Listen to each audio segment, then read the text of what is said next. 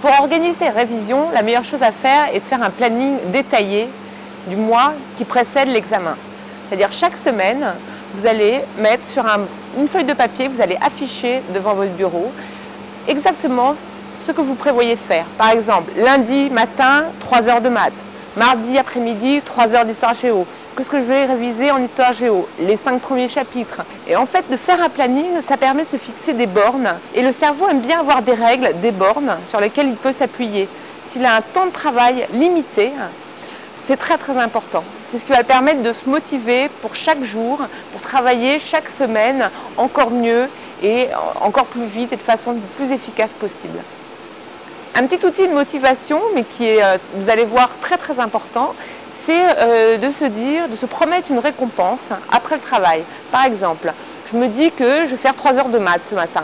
Eh bien, si j'aime les jeux vidéo, je me dis que je vais m'autoriser une petite partie de jeux vidéo après les 3 heures de maths. Cette petite récompense, c'est ce qui va vous motiver. En fait, tout le long de vos révisions, vous allez devoir chercher votre motivation.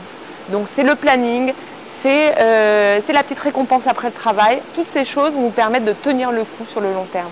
Autre conseil, il faut absolument que pendant votre temps de travail, vous cherchiez à chaque fois à apprendre par cœur votre cours avant de commencer les exercices. Par exemple, en maths, vous apprenez les définitions, vous apprenez les théorèmes, vous apprenez votre cours le plus parfaitement possible. Et une fois que vous avez appris votre cours, vous pouvez passer aux exercices. Cette façon de procéder est souvent l'inverse de ce que font beaucoup d'étudiants. C'est-à-dire ils commencent à faire des exercices et puis dès qu'ils ne savent pas, hop, ils se reportent au cours. Ça, il faut absolument éviter. Il faut apprendre et ensuite mettre en application. Apprendre son cours, faire l'exercice. Toujours dans cet ordre-là. La clé d'un travail réussi, c'est aussi un travail régulier. Apprenez un petit peu chaque jour, plutôt que par exemple 1 heure le week-end. C'est une méthode que vous avez sans doute expérimentée en apprenant le piano ou la guitare, ou même en faisant un sport. Il est plus efficace de faire un quart d'heure d'abdos chaque matin, plutôt qu'une heure de sport le dimanche. Bien pareil pour les maths, ou la philo, ou l'anglais. Pendant les périodes d'examen, on a tendance à manger un petit peu n'importe comment, c'est-à-dire à toute heure de la journée, on mange aussi un peu n'importe quoi. On mange beaucoup de sucreries par exemple. Alors suivez les conseils d'un spécialiste pour manger efficacement et tenir le coup sur le long terme. Il n'y a pas vraiment d'aliments à favoriser en période d'examen. On va surtout se concentrer sur l'équilibre alimentaire. En priorité, on va surtout ne pas négliger les glucides. Donc les glucides, c'est ce qu'on va retrouver essentiellement dans les féculents, les pâtes, le riz, les pommes de terre, la semoule et le pain. C'est le premier carburant de l'organisme. C'est ce qui va apporter de l'énergie et c'est ce qui va permettre d'avoir la pêche, de pouvoir travailler, de ne pas être fatigué.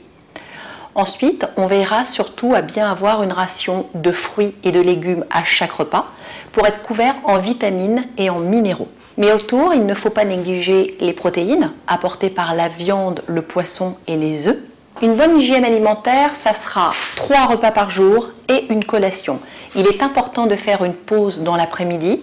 Essentiellement, ça permet de couper la journée, la période de révision et ça permet un petit peu de recharger les batteries. Ça n'est pas du tout le moment, et je parle surtout pour les filles, de commencer un régime, même si on est aussi à quelques mois du maillot de bain. On risque de faire quelque chose de déséquilibré et d'avoir un coup de pompe. Ne faites pas une orgie de soda, de chocolat, de bonbons, de biscuits, mais veillez aussi à en avoir dans votre alimentation, tout simplement parce que les bonnes choses comme le chocolat, les biscuits, ça remonte le moral et on est en période d'examen, c'est pas du tout le moment de flancher. Si vous avez l'habitude de faire du sport, ça n'est pas non plus le moment d'arrêter, même si vous êtes débordé. Trouvez une heure pour continuer cette activité sportive. Ça va vous faire sécréter des endorphines, vous allez être en pleine forme, ça va vous permettre de faire une pause et le soir de fatigue, peut-être que ça vous permettra d'avoir un meilleur sommeil. Je leur souhaite bonne chance, je compatis. C'est une sale période, vivement que ça passe.